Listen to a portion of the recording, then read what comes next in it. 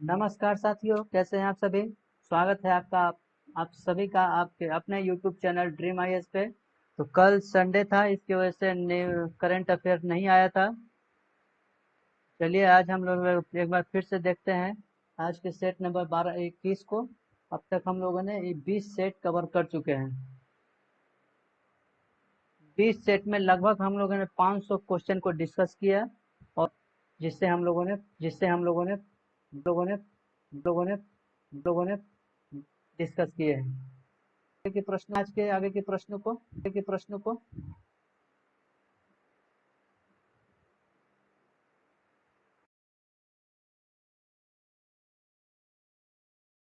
Odd odd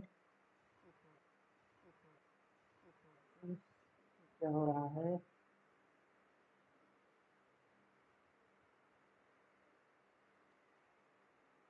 ODI में सबसे ज्यादा अंपायरिंग करने वाला अंपायर कौन बना है। तो ओडीआई यानी कि इंटरनेशनल खिलाड़ी में, अंतर्राष्ट्रीय खिलाड़ी में सबसे ज्यादा अंपायरिंग करने वाला खिलाड़ी अंपायर अंपायर कौन बना है। तो ये अलीम डार को बनाया गया है। अलीम डार बने, जो कि अब तक के सबसे ज्यादा ओडीआई मैच में अंपायर कर चुके हैं। भारत की पहली रेलगाड़ी कौन बनी जिसे प्राइवेट कंपनी द्वारा संचालित किया जा रहा है। ये इस प्रश्न का उत्तर आप सभी को पता होगा कि तेजस एक्सप्रेस जो है, तेजस एक्सप्रेस जो कि भारत की सबसे पहली प्राइवेट ट्रेन है जिसको कंपनी के द्वारा संचालित किया जाता है। यह कहाँ से चलता है। लखनऊ से दिल्ली तक के लिए ये चलती है। किस राज्य सरकार ने किशोरियों के लिए उजाला क्लिनिक को पुनः शुरू करने की घोषणा की है। उजाला क्लिनिक को पुनः शुरू करने के लिए कौन सी सरकार के द्वारा ये बोला गया है। तो राजस्थान के सीएम अशोक गहलोत के द्वारा ये पुनः उजाला क्लिनिक शुरू किया गया है। हाल ही में किन दो देशों के बीच रोअर ऑफ सी नौसैनिक अभ्यास किया गया। रोअर ऑफ सी नौसैनिक अभ्यास ये भारत और कतर के बीच में किया जाता है, जो अभी हाल ही में ये संपन्न किया गया है। इसके अलावा अल बहरेन भी भारत और कतर के बीच ही एक युद्धाभ्यास होता है। इससे पहले भी हम लोग इस बारे में इस टॉपिक पर डिस्कस कर चुके हैं। भारत और कतर के बीच रोअर ऑफ सी है, उसके अलावा और कौन है। अल बहरेन है। अल बहरेन जो कि भारत और कतर के बीच एक नौसैनिक युद्धाभ्यास है। हाल ही में कौन सा शहर पॉल्यूशन टैक्स लागू करने वाला विश्व का पहला शहर बन गया है। ऐसा ऐसा कौन सा शहर है जिसने पॉल्यूशन के ऊपर टैक्स लागू करने वाला पहला शहर बनाया। ये विश्व की बात किया जा रहा है, विश्व की पहले शहर। तो ये लंदन,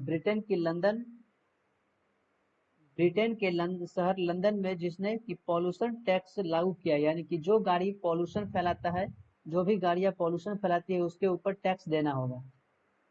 टैक्स लागू करने वाला पॉल्यूशन के ऊपर कौन सा शहर है। लंदन। निम्न में से किस देश ने फीफा अंडर 17 विश्व कप 2019 जीता है।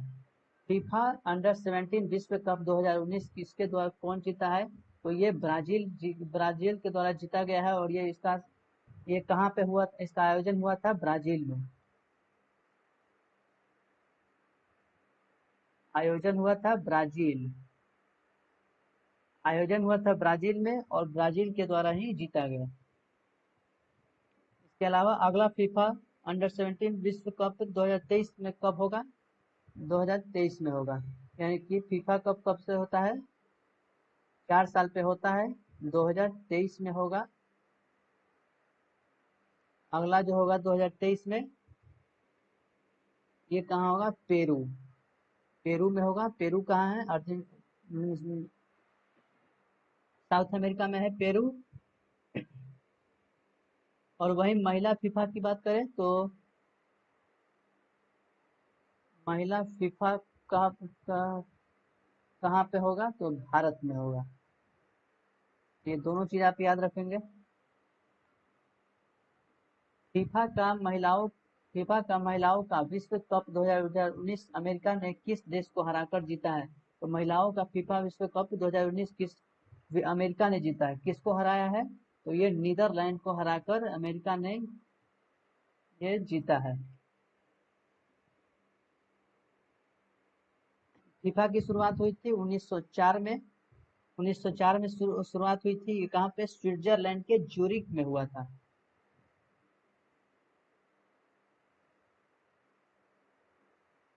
स्विट्जरलैंड के ज्यूरिख में हुआ था। हाल ही में किस देश में महिलाओं को समाज की मुख्य धारा में लाने के लिए उन्हें सशस्त्र बलों में प्रवेश की अनुमति प्रदान की गई है? सशस्त्र बल महिलाओं को सशस्त्र बल में शामिल करने के लिए लाया गया कहा गया है, ताकि महिलाओं को समाज के प्रति आगे आने के लिए इस प्रोत्साहित किया गया है। तो ये आपका ये सऊदी अरब में किया गया है। सऊदी अरब एक प्रायद्वीपीय देश है जिसकी राजधानी कहाँ है? रियाद। इसकी राजधानी है रियाद और इसका करेंसी है रियाल। ये दोनों चीज आप याद रखेंगे। ये महिलाओं को समाज से जोड़ने के लिए, महिलाओं को समाज में आगे आने के लिए ये सऊदी अरब के द्वारा लाया गया है, अनुमति दिया गया है, ताकि महिलाओं को सशस्त्र बलों में शामिल किया जाए। उत्कर्ष 2022 योजना किसके द्वारा शुरू किया गया? उत्कर्ष 2022 योजना किसके द्वारा शुरू किया गया है? तो ये आरबीआई द्वारा नियम एवं प्रशिक्षण में बदलाव के लिए 3 साल की रणनीति बनाया गया है। 2019 से 2022 3 साल की रणनीति बनाया गया है, जिसे उत्कर्ष योजना कहा गया है। ये आरबीआई के द्वारा लाया गया है। ये आरबीआई के द्वारा नियम एवं प्रशिक्षण में बदलाव के लिए एक रणनीति तैयार किया गया है 3 साल के लिए, जिसे उत्कर्ष योजना कहा गया। आरबीआई की स्थापना हुई थी 1 अप्रैल 1935।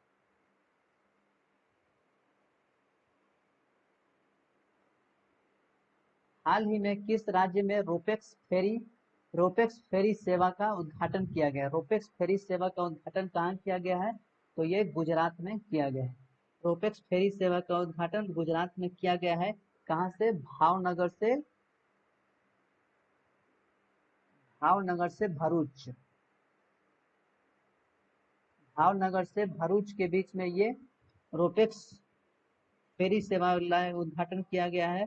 इसे समय और दूरी को कम करने के लिए किया गया है। इन दोनों के बीच के डिस्टेंस को कम करने के लिए किया गया है और समय को कम करने के लिए किया गया है। इन दोनों के बीच के डिस्टेंस जो थी वो पहले 310 किलोमीटर का समय लगता था। 310 किलोमीटर की दूरी थी और काफी इसमें समय भी लगता था, जिसे इस फेरी सेवा के द्वारा अब इसे 31 किलोमीटर कर दिया गया है। यानी कि समय भी कम लगेगा अब और डिस्टेंस भी कम हो गया।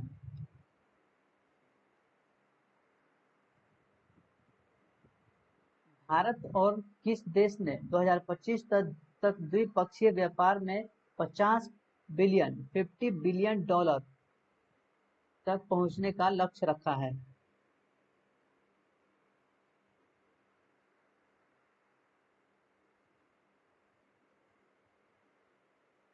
इस प्रश्न में हम थोड़ा सा डाउट लग रहा है, लगता है कि कहीं शायद मिस्टेक है, हम एक बार देख लेते हैं। लगता है कि शायद टाइपिंग में कहीं पर मिस्टेक हो गया होगा।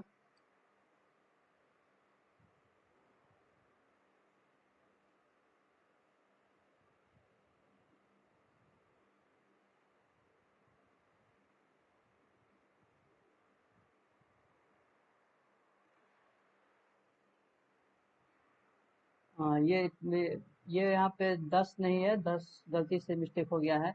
भारत और किस देश के ने 2025 तक द्विपक्षीय व्यापार में 50 बिलियन डॉलर है, 50 बिलियन डॉलर तक पहुंचने का लक्ष्य रखा है।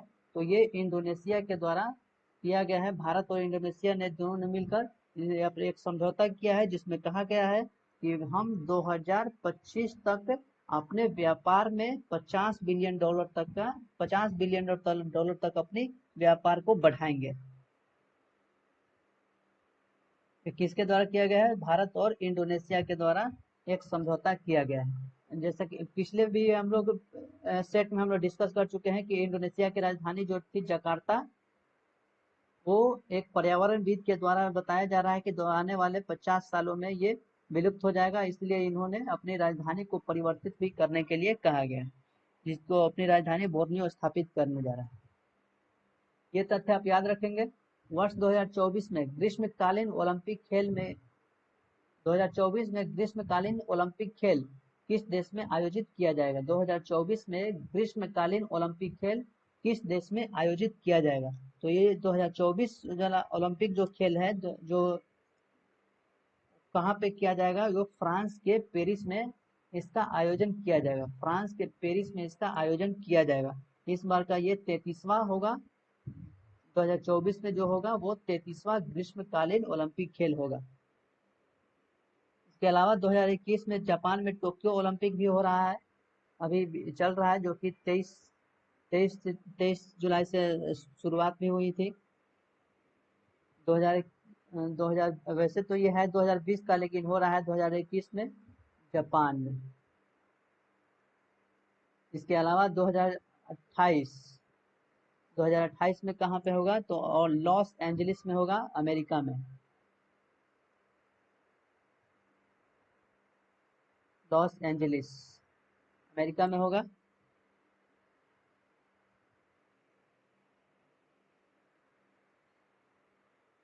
आर्थिक सर्वेक्षण 2019-20 के अनुसार कृषि क्षेत्र में वृद्धि कितने प्रतिशत दर्ज की गई है? आर्थिक सर्वेक्षण के अनुसार एक आंकड़ा तैयार किया गया है, जो 2000 फरवरी 2020 में एक आंकड़ा पेश किया गया, जिसमें बताया गया है कि जिसके अनुसार कहा गया है कि कृषि के क्षेत्र में अब तक के कितने % की वृद्धि देखा गया है। तो कृषि कृषि क्षेत्र में 2.8% की वृद्धि दर्ज किया गया है। 2.8% की वृद्धि दर्ज किया गया है, यह प्राथमिक क्षेत्र में है। और द्वितीय क्षेत्र में 2.5% है। द्वितीय क्षेत्र में 2.5% है, और तृतीय क्षेत्र में 6.9% की बढ़ोतरी देखी गई है। तृतीय क्षेत्र में 6.9% की बढ़ोतरी देखी गई है। किस राज्य में मुख्यमंत्री आंचल अमृत योजना की शुरुआत की गई है? मुख्यमंत्री आंचल अमृत योजना की शुरुआत कहाँ पे किया गया है?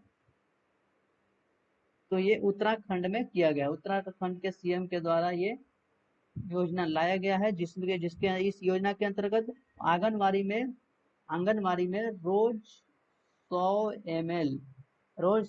ml बच्चों को दूध दिया जाएगा, ताकि उनके स्वास्थ्य सुरक्षित रहे। स्वास्थ्य का देखभाल करने के लिए ये किया गया है। हाल ही में आई फानी या फोनी चक्रवात से कौन सा राज्य सर्वाधिक प्रभावित हुआ है? तो पहले तो ये पता होना चाहिए कि फानी या फोनी चक्रवात जो है वो आया कहाँ से था? आया कहाँ? तो ये बंगाल की खाड़ी में आया। बंगाल की खाड़ी में आया।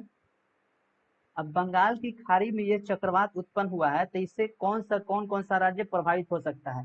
सबसे पहले तो आपको होगा बंगाल, फिर होगा उड़ीसा, फिर होगा उसके बाद उड़ीसा के बाद और कौन होगा? आंध्र प्रदेश।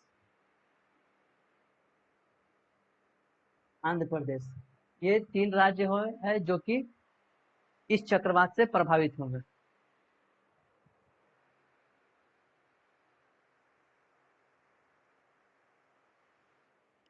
ये 3 राज्य है जो कि इस फोनी चक्रवात से प्रभावित हो सकता है, यदि बंगाल की खाड़ी में चक्रवात उठता है तो इसमें ऑप्शन के अनुसार देखें तो इसमें आंध्र प्रदेश भी है और उड़ीसा भी है। तो प्रश्न पूछ रहा है कि इस चक्रवात से कौन सा राज्य जो है सर्वाधिक प्रभावित हुआ है? तो ये उड़ीसा जो है सबसे ज्यादा इस क्षति से, इस चक्रवात से प्रभावित हुआ। उड़ीसा जो है इस चक्रवात से सबसे ज्यादा प्रभावित हुआ। ये एक उष्ण कटिबंधीय चक्रवात था।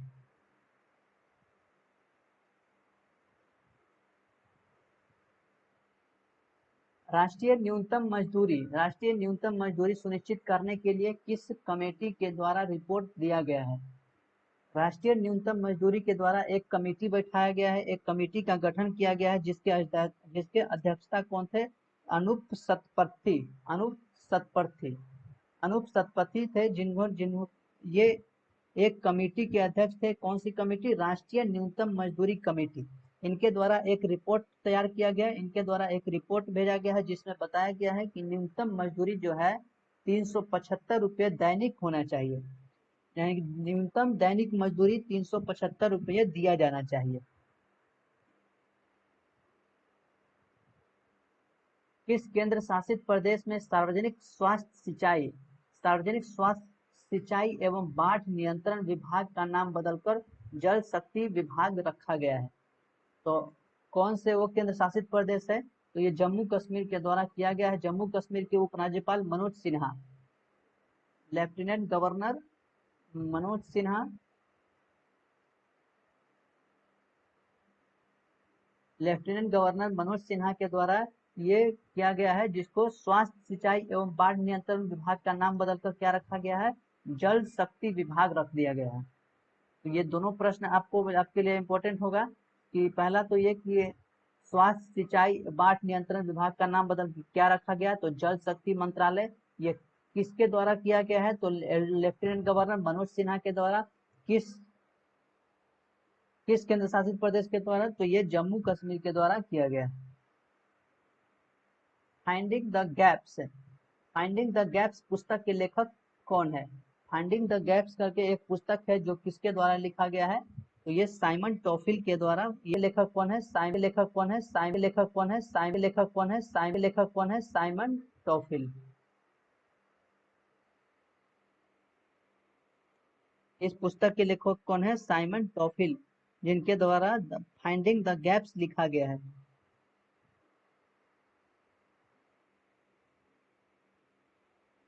ये ऑस्ट्रेलिया के एक अंपायर भी रह चुके हैं, जिन्होंने 5 बार आईसीसी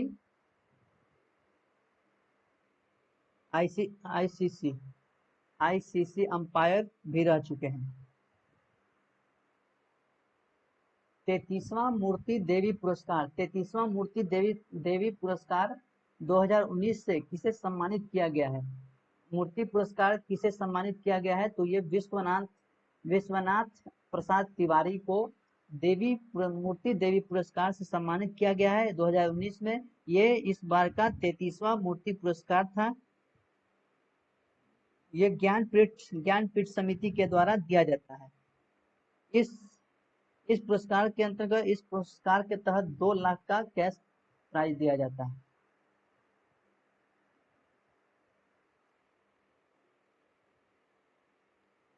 ज्ञानपीठ की इस पुरस्कार की बात करें, इस मूर्ति देवी पुरस्कार की शुरुआत कब हुई थी? 1983 में इसकी शुरुआत हुई थी।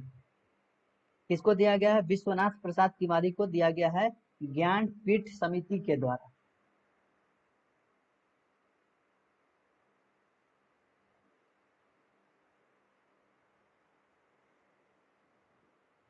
बिहार राज्य का पहला कछुआ पुनर्वास केंद्र कहाँ स्थापित किया गया है? किस जिले में बनाया जा रहा है? तो ये बिहार के बक्सर जिला में बनाया जा रहा है। सॉरी, बक्सर नहीं होगा, बिहार के भागलपुर में ये एक बनाया जा रहा है, जहाँ पे इसकी स्वास्थ्य की देखरेख किया जा सकेगा। यहाँ पे एक बार में 500 कछुओं को रहने की व्यवस्था की गई है। बाय बाय कोरोना पुस्तक के लेखक कौन है? बाय बाय कोरोना इस पुस्तक किसके द्वारा लिखा गया है? तो प्रदीप श्रीवास्तव के द्वारा ये इस पुस्तक की लिखा गया है। किस क्षेत्र को हाल ही में बिहार के पहले सामुदायिक रिजर्व के रूप में घोषित किया गया? किस क्षेत्र को बिहार के पहले सामुदायिक रिजर्व के रूप में घोषित किया गया है? तो ये गोगाबेल झील कहाँ है? गोगाबेल झील कटिहार जिला में, बिहार के कटिहार में है। इसके अलावा कांवड़ झील बेगूसराय में है।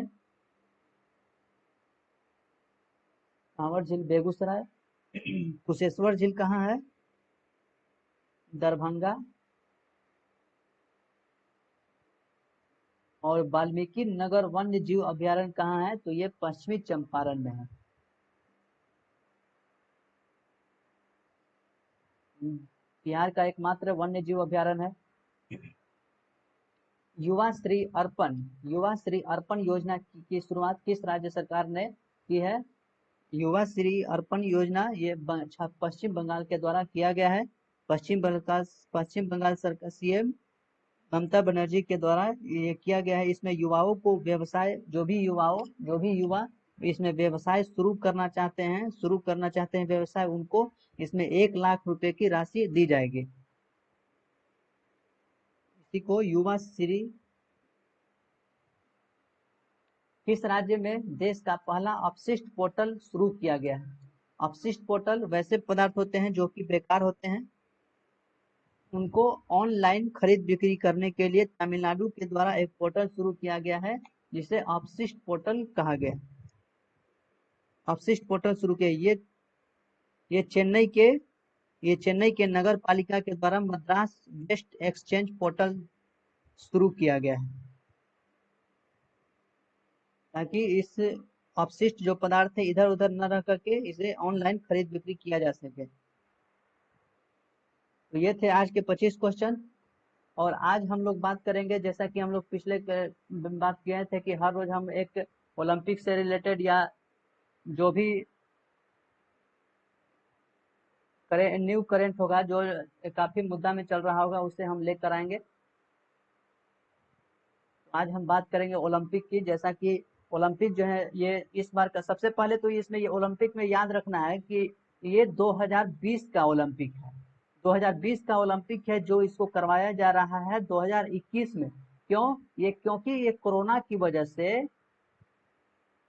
वजह से इसको टाल दिया गया है। ये 2021 में इसको करवाया जा रहा है। तो ये प्रश्न में अक्सर ये कंफ्यूज कर सकता है कि ये 2021 का है या 2020 का। तो याद रखेंगे कि ओलंपिक 2020 है। ओलंपिक 2020 है जिसे 2021 में करवाया जाए। इसकी शुरुआत हुई, ये 23 जुलाई से शुरुआत हुई थी और ये लगभग 8 अगस्त तक चलने वाला है। 8 अगस्त तक ये इसमें चलने वाला है। आज हम इसमें सबसे पहले बात करेंगे मीराबाई चानू को लेकर, जो कि अब तक भारत की तरफ से 2020 टोक्यो ओलंपिक में भारत पहली महिला बनी है। फर्स्ट महिला बनी है मीराबाई चानू।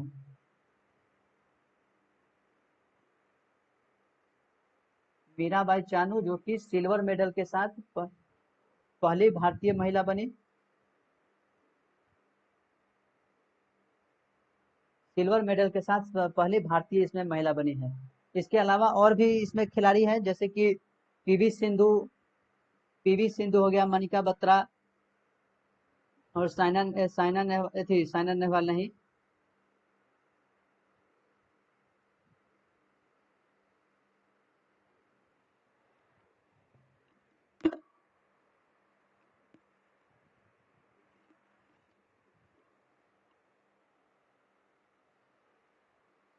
लेकिन आज इन सब में से हम सबसे ज्यादा हम बात करेंगे तो मीराबाई चानू के ऊपर हम डिस्कस करेंगे। क्योंकि देखिए, मीराबाई चानू को लेकर हम इसलिए बात इतना डिस्कस कर रहे हैं क्योंकि मीराबाई चानू वैसे क्षेत्र, ये सबसे पहली बात तो कि मीराबाई चानू सबसे, ये ओलंपिक 2021 का 2021 का पहली भारतीय महिला बनी है जो कि सिल्वर मेडल प्राप्त की है।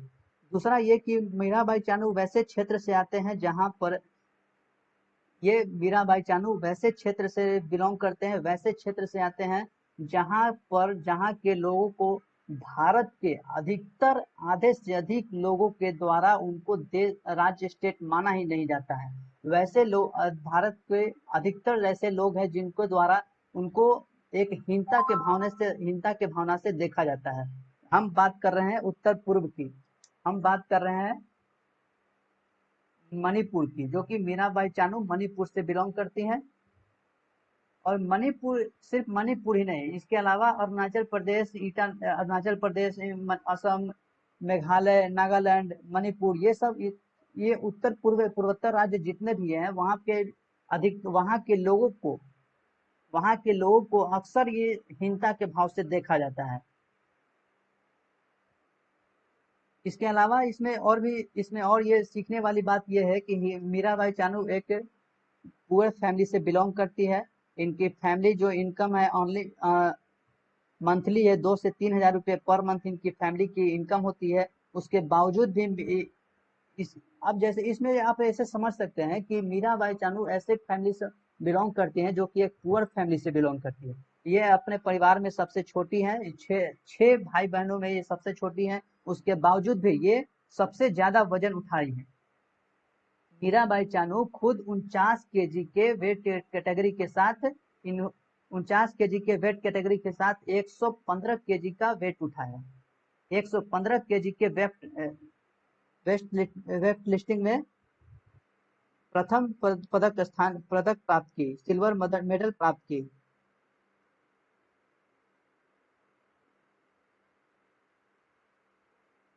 इस जीत के साथ ही इनके साथ इनको कई सारे प्राइज से भी संबोधित किया गया। और भी जैसे कि हम एक बात करेंगे, डोमनी जो पिज्जा वाले है उनको उनके द्वारा ये कहा गया कि मीराबाई चानू को अब पूरी लाइफ टाइम जो है ना पिज्जा फ्री दिया जाएगा। जबकि उनको ये बात पता होना चाहिए, डोमिनिक पिज्जा वाला को, जबकि ये बात उनको पता होना चाहिए कि मीराबाई चानू जो कि एक वेस्ट लिफ्टिंग है, उनके द्वारा ये डाइट पे रहती है और ये सब जंक फूड नहीं खाती है। उसके बावजूद भी ये अपने एक एडवर्टाइजमेंट के तौर पे ये कहा गया है। इसके अलावा मणिपुर के सीएम के द्वारा 1 करोड़ रुपए का अवार्ड भी घोषित किया गया। इसके अलावा आने आने का जो भी खर्चा है, टिकट सब फ्री किया गया है।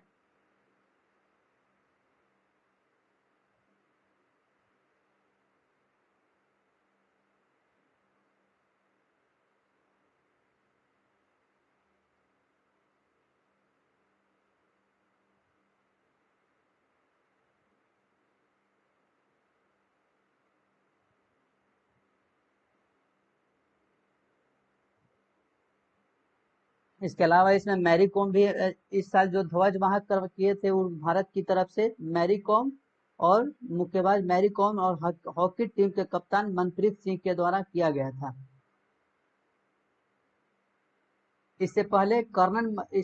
कर्नल मल्लेश्वरी जो कि वेट लिफ्टिंग में भारत के लिए ओलंपिक पदक जीतने वाली पहली भारतीय बनी थी 2000 में। 2000 में आफ्टर 20 साल बाद मीराबाई चानू भी वेट लिफ्टिंग में भारत के लिए ओलंपिक पदक प्राप्त की 2000 आफ्टर 20 साल बाद या 21 साल बाद कह सकते हैं। ये मीराबाई चानू 115 केजी की भार उठाई हैं।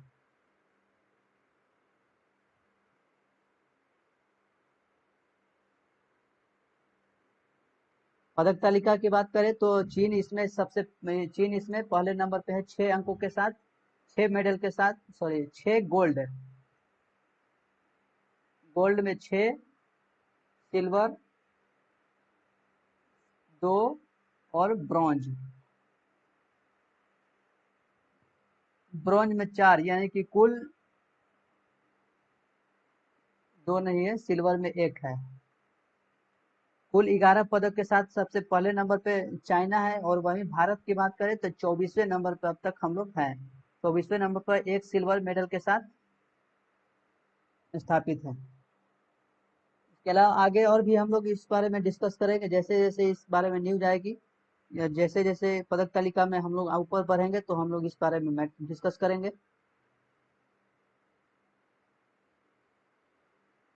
चीन की बात करें तो गोल्ड जो सबसे पहले जो खिलाड़ी प्राप्त किए थे उनका नाम है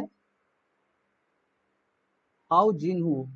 हाउ जिनहू नाम है, इस नए नाम से याद कर सकते हैं। सबसे पहले चीन की जो गोल्ड मेडलिस्ट है वो कौन है? हाउ जिनहू, हाउ जिनहाल, इस तरह से है।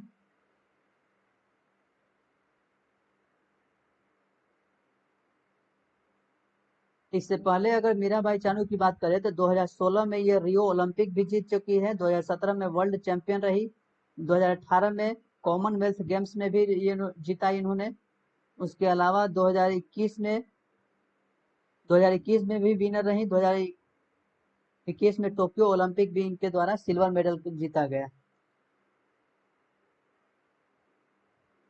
मीराबाई चानू एक भारतीय होने के नाते इंडियन होने के नाते देश का नाम ऊंचा की है।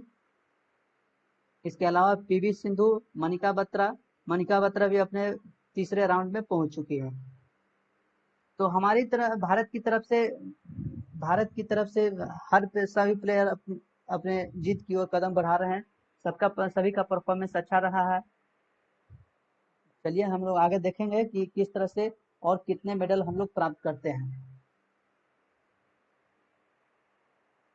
तो ये थे आज के 25 क्वेश्चन और करंट जो हम लोगों ने डिस्कस किया। कल हम फिर एक नए करंट के साथ आएंगे और कुछ और हम लोग डिस्कस करेंगे। इसके अलावा वीडियो को लाइक और शेयर करिए। वीडियो अच्छा लगे तो लाइक और शेयर कर दीजिए। चैनल पर नए हैं तो सब्सक्राइब कर दीजिए और बेल आइकन जरूर दबाइए ताकि वीडियो सबसे पहले आपको मिले। इसके साथ ही बड़ों का आदर करिए, छोटे से प्यार करिए और अपना व्यक्तित्व इस तरह से बनाएं ताकि महिलाएं आपके साथ सुरक्षित महसूस करें। चलिए हम लोग मिलेंगे नेक्स्ट वीडियो में, तब तक के लिए धन्यवाद।